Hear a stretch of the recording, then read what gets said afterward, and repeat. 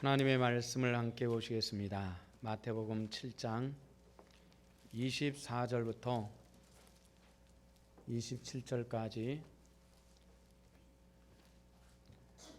하나님의 말씀은 마태복음 7장 24절부터 27절까지 교독합니다. 그러므로 누구든지 나의 이 말을 듣고 행하는 자는 그 집을 반석 위에 지은 지혜로운 사람 같으리니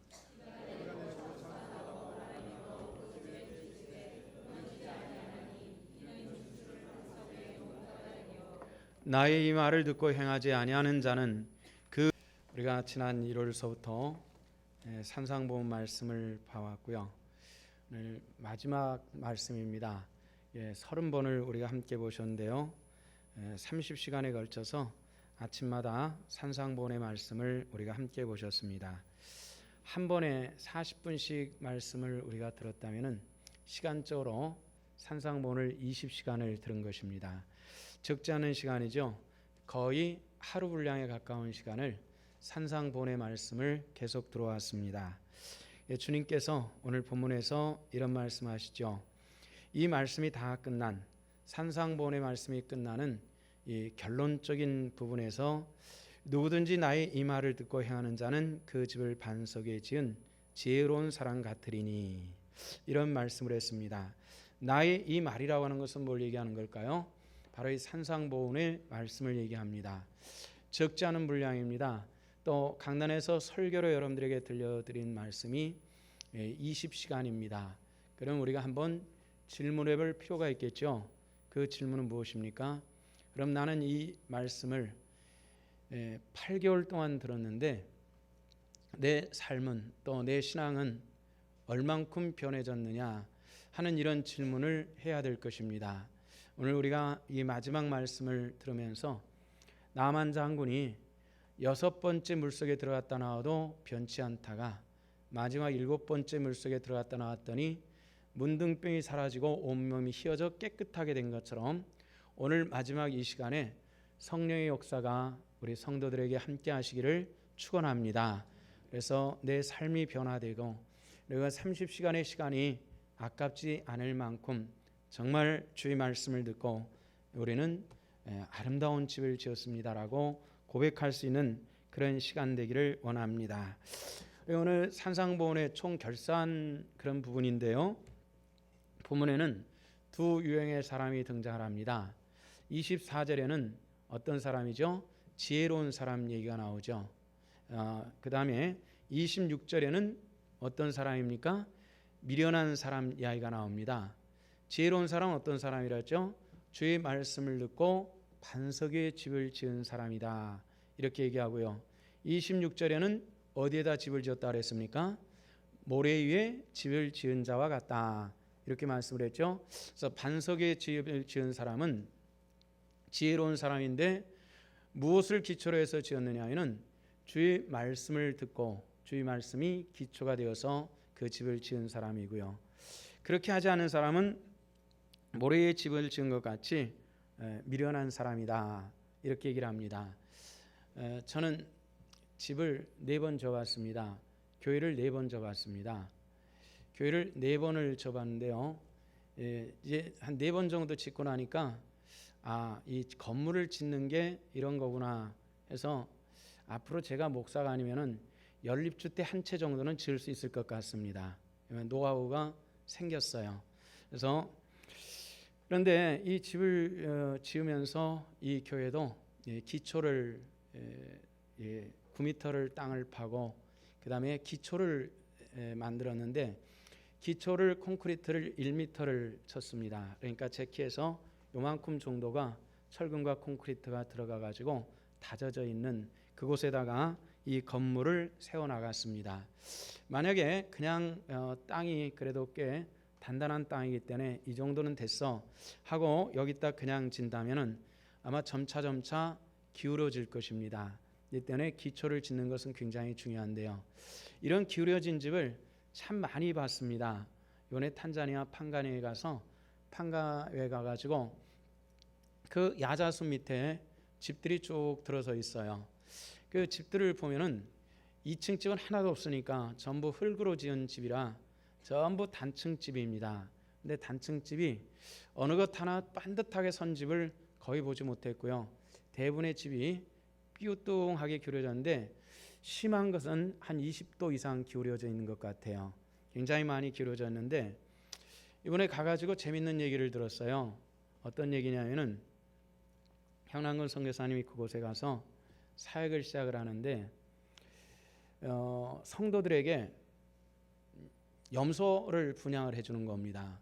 가서 보니까 염소 한 마리도 제대로 키우는 집이 없을 정도로 매우 가난한데 염소를 분양하는 그 염소 은행을 하다가 요즘에는 조금 발전해 가지고 소 은행을 합니다.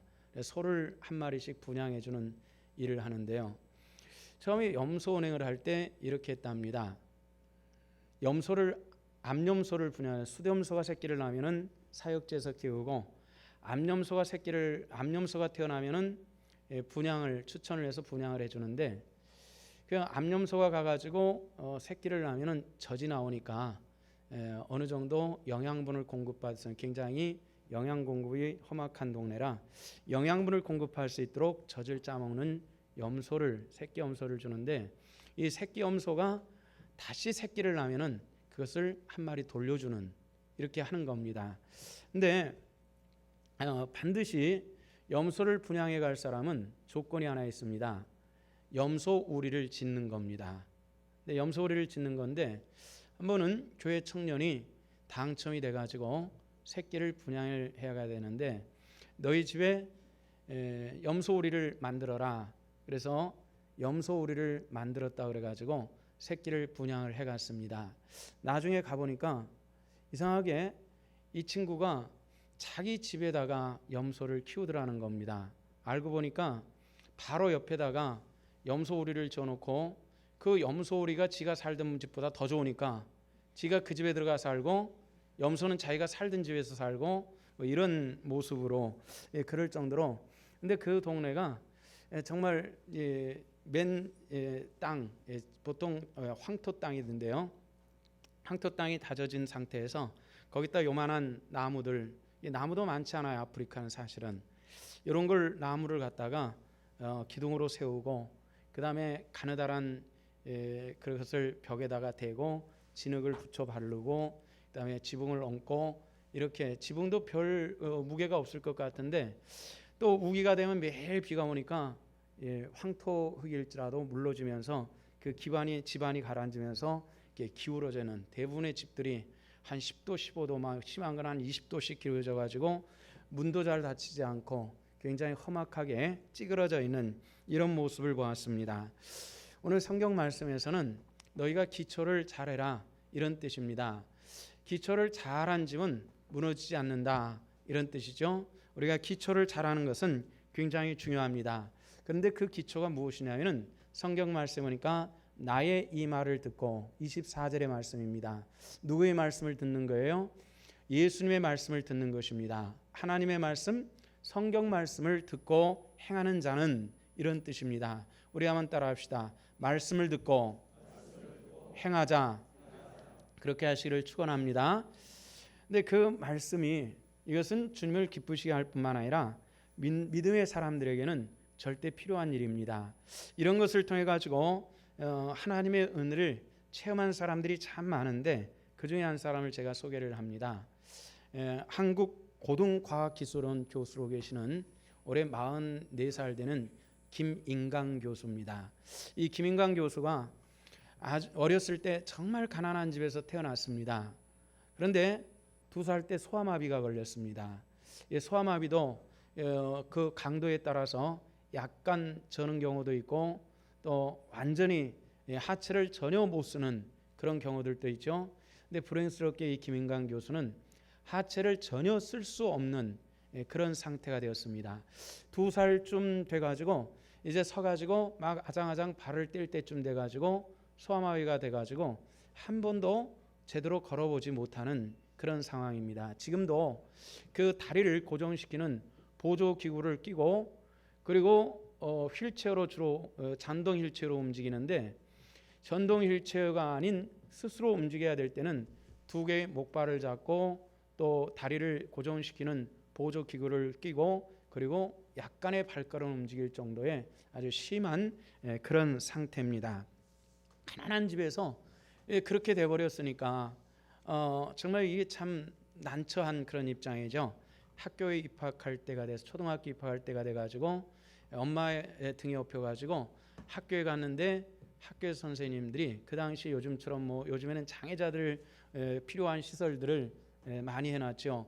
우리 교회도 장애자 2층에 가면은 장애인들이 들어가서 용변을 볼 수 있는 그런 공간이 따로 만들어져 있습니다. 그걸 본 분들은 우리 신성교회는 장애인들에 대한 배려가 많다라고 이러는데 사실 배려하려고 한 건 아니고요. 그걸 안 하면은 건축 허가가 안 나는 겁니다. 그래서 그걸 불가합을 또 해야 되는 거예요. 공간을 만들어서. 근데 제가 알기로는 아직 한 번도 그 공간에 들어가 사용한 사람은 없는 것 같아요. 왜냐하면 우리 교회에서 사용할 분들이 없어요.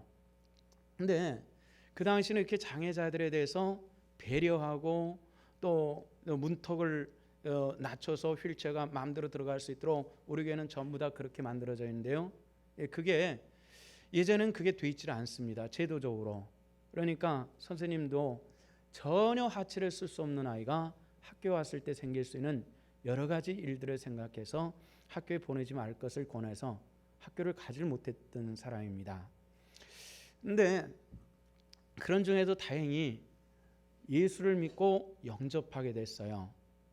그래가지고 자기가 내가 이렇게 살면 안 되겠다 생각해가지고 결심을 해가지고 뭔가 한 것이 11살이라고 합니다. 11살에 공부를 해가지고 처음으로 한글을 읽을 수 있는 그런 수준이 되었습니다. 그래서 줄기차게 검정고시를 통해 가지고 학교 공부를 마치고 초등학교, 중학교, 고등학교를 마치고 그리고 검정고시를 해가지고 서울대학교 수학과를 들어갑니다. 그러니까 그렇게 정식 공부를 하지 않는 사람이 혼자서 학원 간 것도 아니고 혼자 공부해가지고 서울대를 갔다는 그만큼 또 축복이 머리가 좋게 하나님께서 만들어 주셨겠죠. 이게 뭔가 부족하면 또 뭔가 발전하는 게 있으니까요. 또 거기서 공부를 열심히 해가지고 장학금을 받아서 미국 버클리 대학을 가서 박사학위를 받아가지고 돌아옵니다. 그래서 카이스트하고 서울대학의 수학과 교수를 하다가 지금 한국고등과학기술원 교수로 있는 분입니다. 근데 이분이 책을 한 권을 썼는데요. 그 책 뒷말미에 이런 얘기를 썼습니다. 내 인생에 가장 귀한 것은 하나님을 만나고 주님의 말씀을 들을 수 있는 기회가 주어졌다는 것이다. 이분이 이제 그 부모님이 일하러 나가고 그러면은 하체를 쓸 수가 없으니까 집안에서만 이렇게 돌아야 되는데 불가불하게 문 밖이라도 잠깐만이라도 나갈 일이 생기면은 이 비료를 싸는 그 비닐포대 있죠. 그 두꺼운 비닐포대를 배에 깔고 그리고 한 손으로는 군대에서 포복하듯이 당기는 순간에 오른손은 비닐포대를 당겨가지고 뭔가 같이 조금씩 진행해 나가는 그럴 정도로 심각하게 인생을 살았는데 이 사람이 얘기하기를 뭐라 얘기하냐면은 내가 만약에 주님을 만나지 못했다면은 내 인생은 평생 그렇게 살면서 남의 손바닥을 쳐다보는 이 말의 뜻은 뭐예요? 구걸하며 살 수밖에 없다.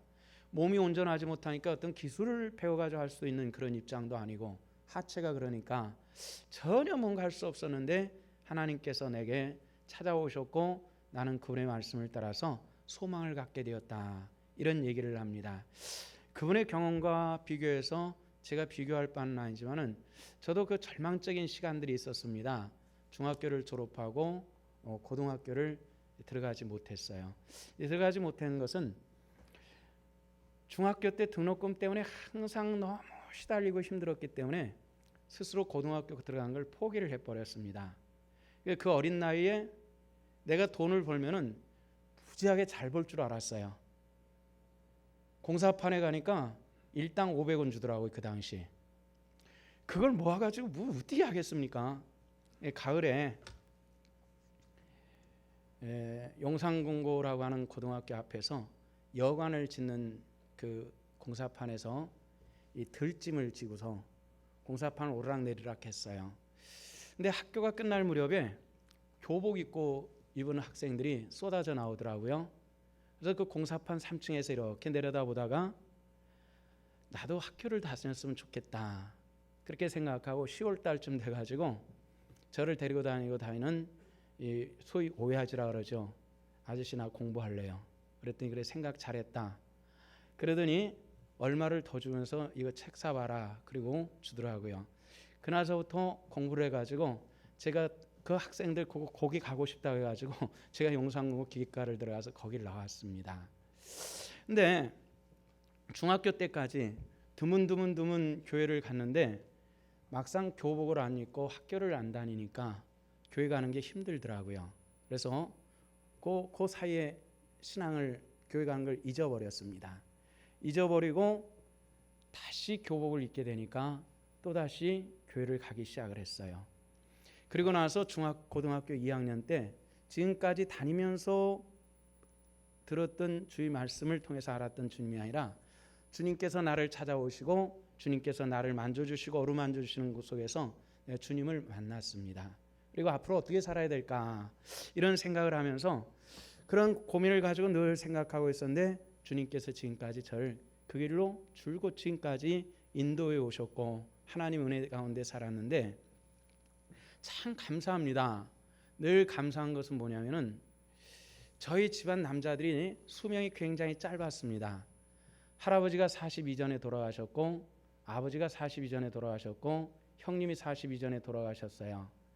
근데 왜 그렇게 빨리 돌아가셨나 했더니 술을 참 좋아하셨어요. 이 세 분이. 그러니까 전부 다 그 이 술 문제로 인해 가지고 세상을 빨리빨리 떠나신 분들입니다. 근데 참 죄송하지만 여러분들 오해하지 말고 들으십시오. 저는 술 냄새가 참 좋습니다. 근데 이 얘기를 하면은 사람들은 우리 목사님도 술 좋아한대. 그 얘기 아니에요. 냄새가 향기롭습니다. 저는 이해가 되실는지 모르겠지만은 이 말의 뜻은 뭐예요? 술이 맞는 타입이라는 겁니다. 신방 갈 때 술 내놓지 마세요. 그렇다고 체질이 맞는다는 얘기예요. 근데 제가 그렇게 해가지고 인생을 살았으면은 아마 저도 42 전에 세상 떠났을 거고 우리 집사람 고생 많이 했을 겁니다. 지금쯤 가해가지고 삼겹살이나 자르고 있어야 될지 몰라요. 고생 많이 했을 거예요. 근데 하나님께서 예수를 믿게 하시고 또 예수님께서 저를 사랑하시고 지금까지 이끌어 주시고 목자의 길을 가게 하신 하나님께 진실로 감사함을 드립니다. 여러분들 주님을 만나셨습니까? 여러분들 주님 만나셨습니까? 그 말씀을 듣고 계십니까? 그럼 또한 행하실 수 있기를 주 이름으로 부탁을 드립니다. 자, 우리 한번 따라합시다. 그 말을 듣고 행하는 자는 반석 위에 집을 지은 지혜로운 사람 같다. 여러분들이 지혜로운 사람들 되시기를 축원합니다. 그럼 반석 위에 집을 지은 사람이라고 하는 것은 근본적으로 무슨 얘기를 얘기할까요? 모래의 집을 지은 것은 뭐고 반석 위에 집을 짓는 건 뭐냐는 얘기죠. 모래의 집을 짓는 사람은 없습니다. 모래에 만약에 집을 짓는다 할 때는요, 땅을 깊이 파고 그리고 그 아래에 맨 땅이 나오고 돌이 나올 때까지 땅을 파고서 집을 짓는 거지 맨 모래 위에다가 집을 짓는 법은 절대로 없습니다. 아무리 미련해도 그렇습니다. 그런데 모래에 집을 짓는 사람은 어리석은 사람이다 이렇게 얘기를 하시는데요. 어떤 사람이 그러냐 우리가 생각할 때에 그럼 집을 짓는다는 말은 뭐냐 이거 먼저 우리가 질문해 봐야 될 텐데요. 여러분들은 아마 집을 지어본 경험들을 가지신 분들이 몇 분 안 계실 겁니다. 저는 집을 4번 지어봤습니다. 교회를 4번 지어봤어요. 그렇기 때문에 집을 짓는다라고 하는 것이 구조적으로 어떤 것이고 과정이 어떤 것이다라는 것은 이제는 대충 정도는 알고 있고 제가 요즘에 하는 얘기가 만약에 내가 집을 짓는다면은 내가 살 집 한 집 정도는 내가 이제는 집을 지을 수 있겠다 이렇게 얘기를 합니다. 그냥 집을 몇 번 지어봤으니까요. 눈으로 보고 그냥 보고만 다녔지만은 원리는 이제 알 수 있게 됐다는 얘기죠. 근데 우리는 집을 지을 수 있는 기회를 가진 분들은 없습니다. 몇 분 안 됩니다. 다만 지어진 집에 들어가서 우리는 사는 것입니다. 그렇기 때문에 우리가 집을 짓느냐라고 하는 이 문제는 뭘 얘기하냐면은 내 신앙과 그리고 내 품성을 하나님의 말씀 속에서 지어져 나가는 것, 바로 그것을 집을 짓는 것이라고 이렇게 말씀합니다. 신앙생활을 오랫동안 해도 혹 품성이 안 바뀐다고 고민스럽다면 그것도 감사합니다. 안 바뀐 내 자신을 알고 있다라는 것도 은혜이기 때문에 그렇습니다. 근데 그것조차도 모른다고 하는 것이 이게 심각한 문제라는 것입니다. 나는 왜 안 바뀔까? 이 고민 자체가 성장하는 것이죠. 근데 이 고민 자체도 안 되는 이 문제, 그리고 아직 정말 주 안에서 아무런 집이 제대로 되어가지 못하고 이 집이 삐딱하게 기울어진 집을 지어놓고 난 집을 지었다라고 자랑스럽게 생각하는 이것이 우리들이 가지고 있는 문제라는 것입니다. 사람들의 집은 이 땅에서는 사실 완성되는 것은 아닙니다. 끝까지 집을 져도 끝까지 완성되는 집은 지을 수가 없습니다. 우리 집은 결국은 천국에서 하나님께서 다 됐다고 할 때 그때 비로소 작업이 끝나는 것인 줄로 믿습니다. 다만 우리는 계속 진행해 나갈 뿐이라는 거예요. 근데 우리가 여기서 어리석은 사람, 모래의 집을 지은 사람 이렇게 얘기하니까 안 믿는 사람 이렇게 생각하기가 쉬운데 아닙니다. 오늘 성경에서 뭐라 그랬어요? 내 말을 듣고 행하는 자, 또 행하지 않은 자 이렇게 얘기를 했습니다. 주의 말을 들었다라는 것은 무엇입니까? 최소한 신자라는 것입니다. 믿음, 구원받은 사람일 수 있다는 것입니다. 구원은 내 공로가 전혀 단절되어진 것이기 때문에 하나님의 절대 은총입니다. 하나님의 절대 은총이 나를 구원으로 인도하신 줄로 믿습니다. 그러나 구원받은 이 사람이 해야 될 이 시간 이후의 일들이 있습니다. 하나님을 영화롭게 하는 것이 신자의 삶의 목적이 되어야 되는. 그래서 집을 아름답게 내가 귀한 예수를 믿은 이 김 목사가 나가가지고 막 가가지고 막 형편없이 이렇게 행동할 수가 없습니다. 저는 어제 저녁 8시쯤에도 아내와 우리 잠깐 산책하자. 그래서 우남 아파트에서 또 개천길 따라가지고 저쪽 시장까지 갔다가 다시 올라갔습니다. 다 이 운동하는 길입니다. 운동하는 길이기 때문에 저도 반팔 티셔츠 입고 라운드 티 입고 반바지 입고 그렇게 가도 별 문제가 없을 것 같은데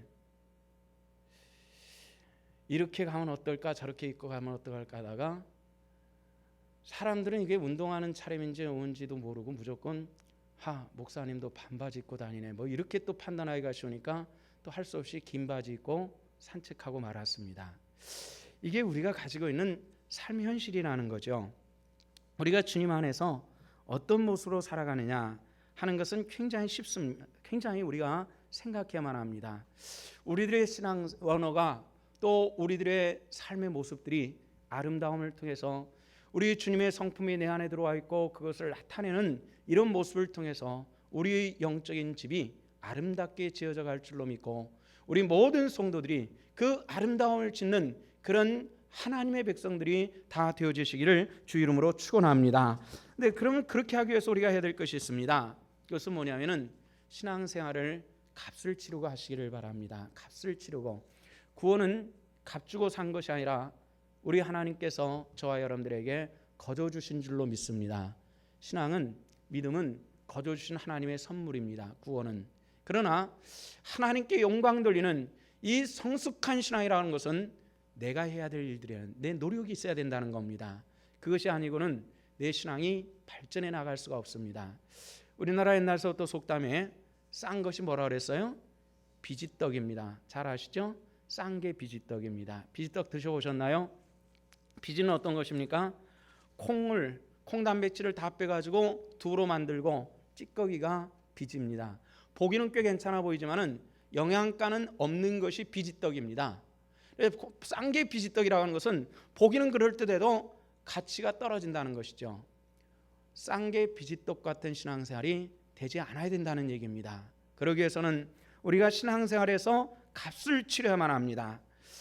최근에 우리 집사님 중에서 종합보험 대행하는 그런 법인을 설립했습니다. 그래서 같이 가 수요일날 예배를 드리고 이것저것 보험에 대해서 이야기하는 자리가 됐습니다. 보험이라고 하는 것이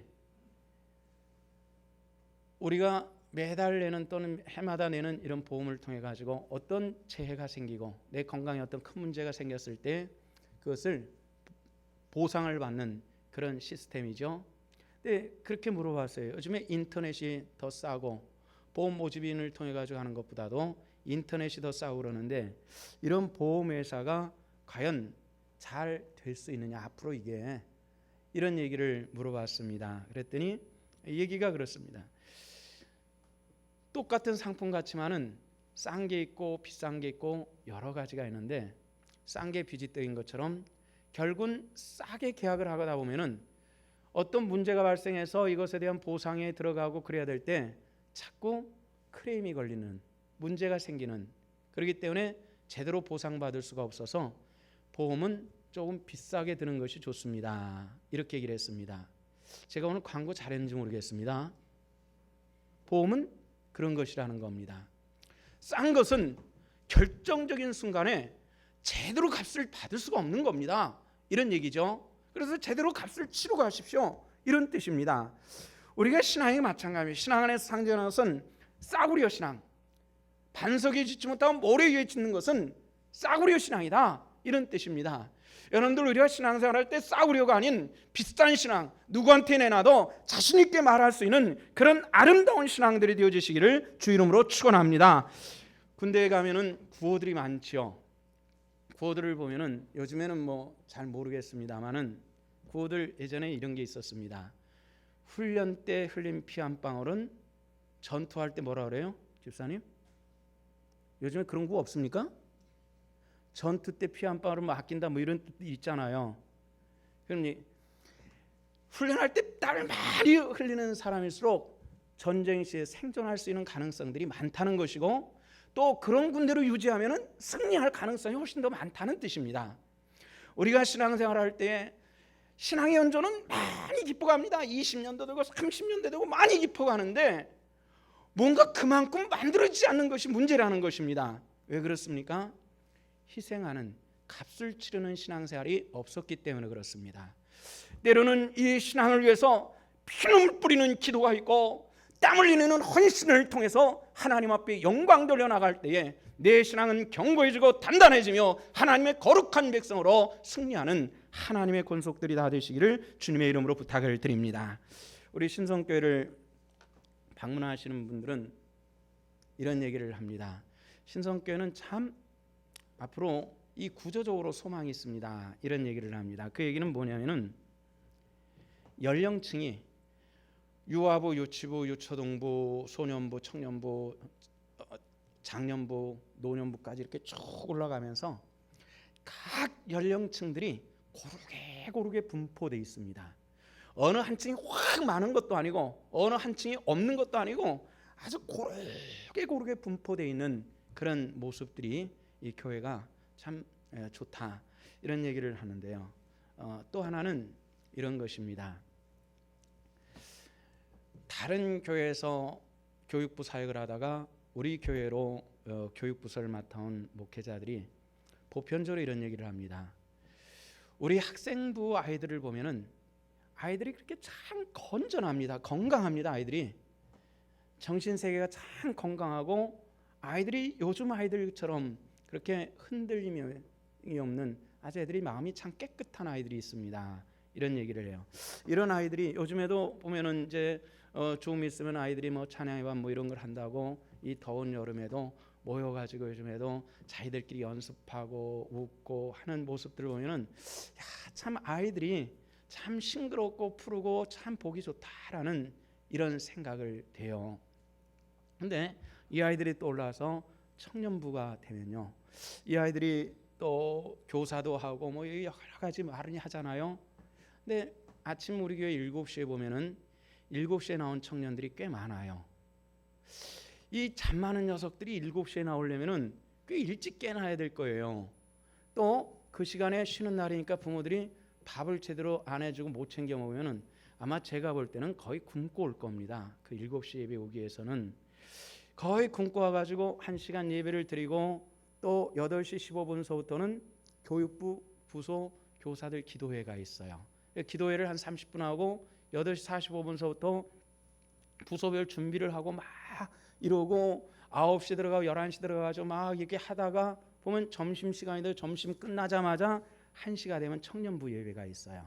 이 청년부 예배가 끝나고 나서 집이 좀 먼 애들은 갈 수가 없어가지고 5층 유아부실에서 좀 쉬다가 5시 반쯤에 점심 먹고 남겨놓은 것을 가지고 막 넣고 비벼가지고 그렇게 한 사발씩 먹고 또 저녁에 예배를 드리고 다 끝나면은 9시쯤에 7시에 교회 오기 위해서는 최소한 6시 반쯤 일어난 아이들이 집에 들어가면 9시는 돼야 들어가는 저녁 9시. 이게 요즘 애들에게는 이게 쉬운 게 아닙니다. 그런데 요즘에는 이제 점심도 제대로 먹이고 저녁에도 그 비빔밥이라도 막 짬뽕을 해서 먹일 수 있는데 지난번에 1년 가까이 지하실에서 예배를 드릴 때는 점심에 그 1,000원짜리 김밥 한 줄 줬잖아요. 그게 대충 아침도 못 먹고 나온 애들이 점심 김밥 한 줄 먹고요. 그다음에 저녁을 먹을 곳이 없었잖아요. 그러니까 그렇다고 그 많은 아이들을 다 데리고 나와서 계속 밥을 사줄 수도 없는 거니까 아이들이 뭐 어떻게 되면 뭐 조금 뭐 저 라면도 끓여 먹고 라면 그 저 컵라면도 물 부어서 먹고 막 이렇게 한 것 같아요. 그리고 그 예배당에서 누웠다가 또 예배를 드리고 이렇게 했어요. 이게 참 아이들에게는 미안하고 또 감사하기도 하고 또 마음속에 그 축복의 마음이 생깁니다. 하나님, 이 아이들의 갈 길을 축복하시고 당신의 도구로 삼아 주시옵소서 하는 이런 생각이 생깁니다. 우리 아이들에게 하나님의 커다란 축복과 은혜가 함께해 주실 줄로 믿습니다.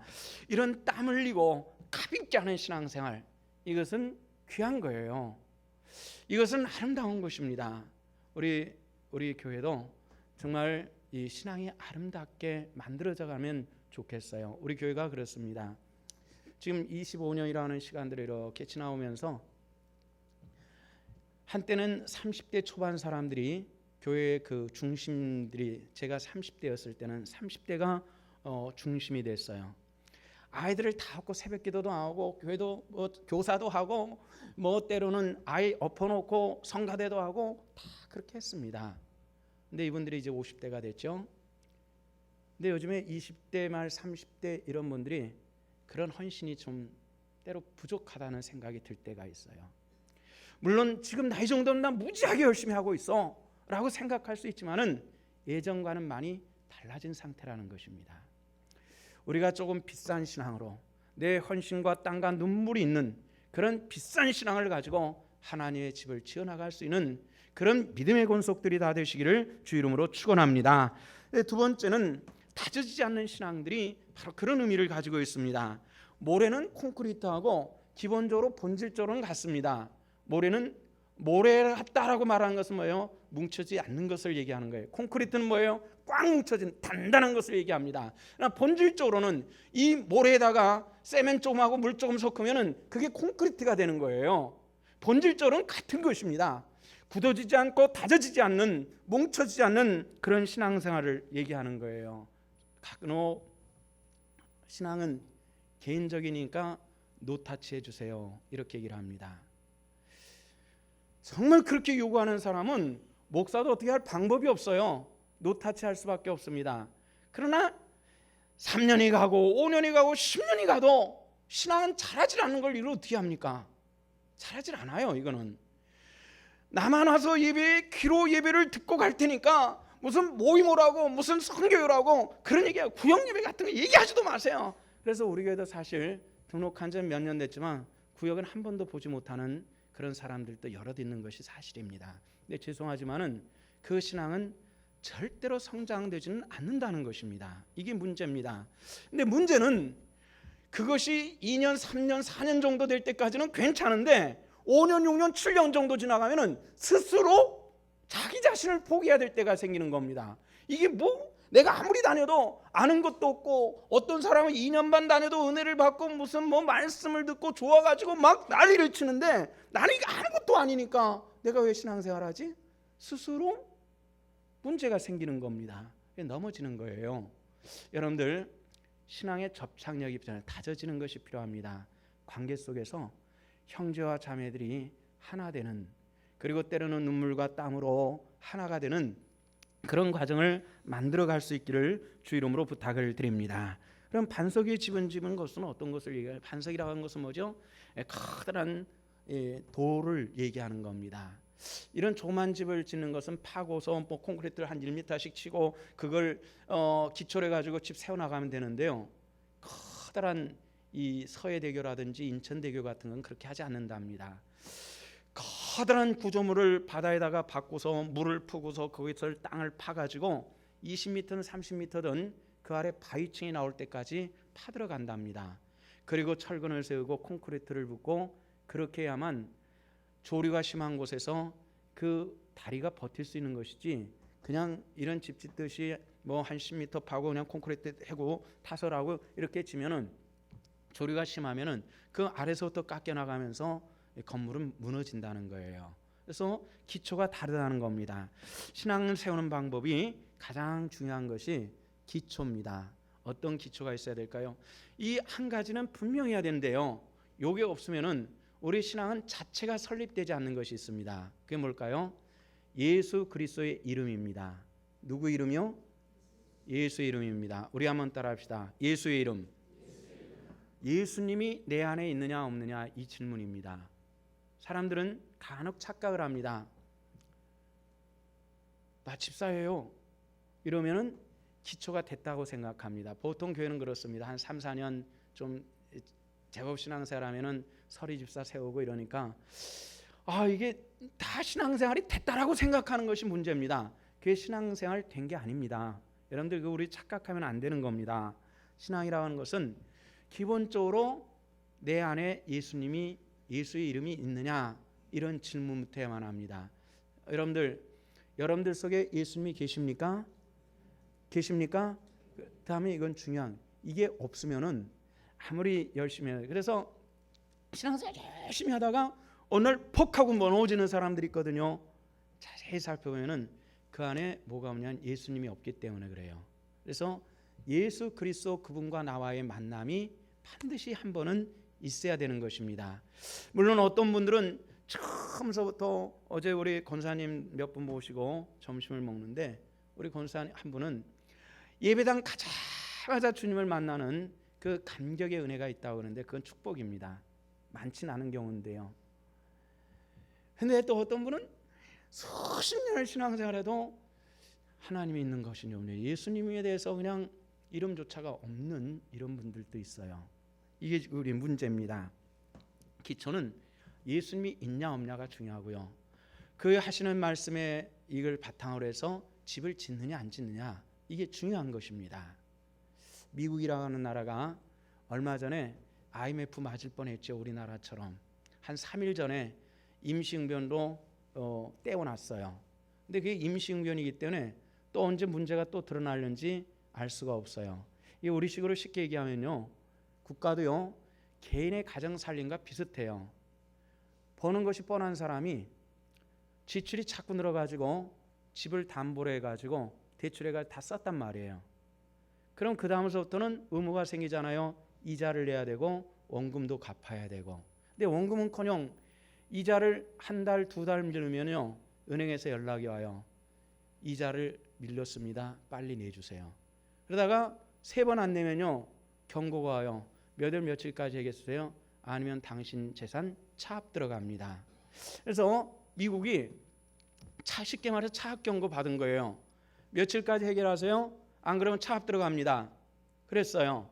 그러니까 미국이 부지런히 움직여가지고 3일 전에 대충 우리식으로 얘기하면 이자 여기저기서 끌어모아가지고 은행에다 납부하니까 일단 차압 상태는 지나갔다는 얘기예요.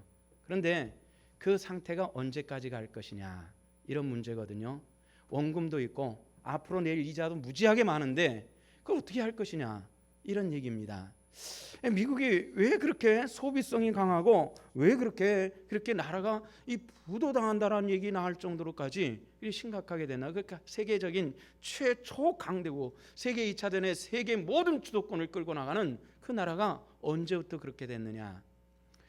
우리 목회자들은 그 시간을 1967년으로 잡습니다. 왜 67년은 케네디 대통령이 취임할 때입니다. 미국 역사상에서 최고로 인기 좋은 대통령이 케네디랍니다. 지금도. 왜 그럴까요? 우선 젊고 잘생겼잖아요. 젊고 잘생겼고요. 그 다음에 그 아내가 신문기자 출신도 굉장히 미인이었고요. 또 미국과 소련이 이 대결을 할 때 소련에서 쿠바에다가 핵기지를 설치하려고 하는데 핵전쟁을 불사하고 그것을 물리쳤던 이 결단 있는 그런 지도력이 있었기 때문에 아직도 최고의 지도자로 꼽고 있습니다. 근데 그것이 그분이 미국 역사 속에서 이루는 큰 일이기도 하지만은 또 하나는 잘못된 몇 가지가 있습니다. 미국 역사에서 최초로 카톨릭 신자로서 대통령이 된 분인데요. 이분이 대통령이 취임하면서 몇 가지 변화된 것이 있습니다. 지금까지 각급 학교에서는 성경 과목을 배웠습니다. 의무 반의무식으로 배웠고요. 뭐 의무가 아닐지라도 자연스럽게 받아들여 성경을 배웠고 또 일주일에 한 번은 각급 학교에서는 체프를 예배를 드렸고 그렇게 했습니다. 그런데 이 양반이 대통령이 일어나서 미국은 기독교가 국교인 국가가 아니다. 종교의 다원화가 보장된 종교 보장의 국가다. 이렇게 얘기를 했어요. 그거는 헌법적인 것은 맞는데 그러면은 기독교 국가가 아닌데 당연히 학교에서 성경을 가르쳐 풀하는 것은 안 된다. 폐지해. 폐지가 된 겁니다. 그리고 성적인 것이 개인의 취향인데 그게 왜 그 통제돼야 되냐? 이걸 자유롭게 한다. 성적인 해방을 지지를 했습니다. 이런 문제들이 발생을 하면서부터 그 시간서부터 미국이 막 달라지기 시작하는 거예요. 막 달라지기 시작하는데 여러분들 제 연배보다 더 어르신들은 생각나시는지 모르겠습니다만은 저는 초등학교 다닐 때 도덕 시간에 그걸 배웠습니다.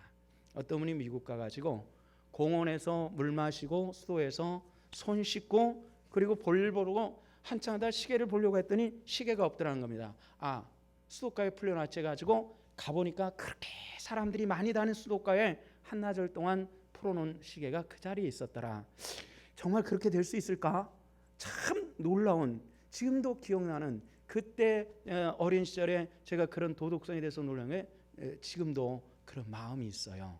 그런데 미국이 어떻습니까? 우리 집사님 한 분이 미국 친지집을 방문하는데 동서집이죠.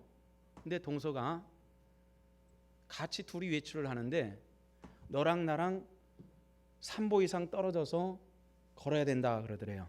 왜 그러냐 그랬더니 강도가 나타나서 총을 한 자를 가지면은 두 사람을 동시 겨난할 수 없고 한 명만 겨난한 사람이 저쪽 사람이 총을 뽑을 수 있으니까 둘이 같이 붙어 다니면 당할 수 있어도 따로 떨어지면은 당하지 않으니까 그렇게 3보 이상 떨어져야 된다.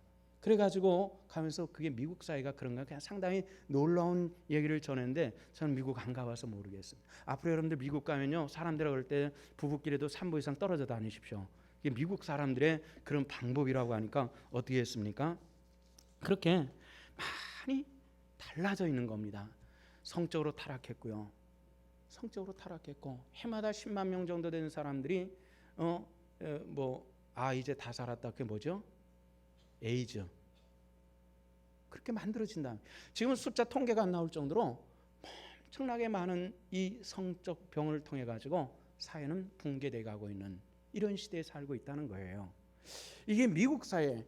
그러니 영적으로 정신적 도덕적으로 붕괴돼 가면서 경제까지 붕괴되는 세계의 주도권을 점점 잃어가고 있는 이걸 우리가 보고 있습니다. 우리나라는 어떤가요? 우리나라는 얼마 전에 모처럼 책이 필요해서 책을 사기 위해서 서울에 갔다가 전철을 탔습니다. 마침 이쪽 통로인데 가운데 자리가 한 자리가 나서 앉았습니다. 여기도 청년들이 있고 여기는 학생들이 쭉 앉았어요. 50대 나이 든 사람은 저밖에 없고요.